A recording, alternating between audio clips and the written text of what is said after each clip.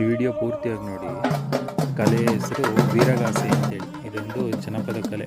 ಶಿವನ ಕೋಪ ಮತ್ತು ಅವರ ಸಾಹಸಗಳನ್ನು ನೃತ್ಯದ ಮುಖಾಂತರವಾಗಿ ಮಾಡಿ ತೋರಿಸುವಂಥದ್ದು. ಹಳ್ಳಿಗಳ ಕಡೆ ಇರೋರು ನೋಡಿರೋರು ಕಮೆಂಟ್ ಮಾಡಿ.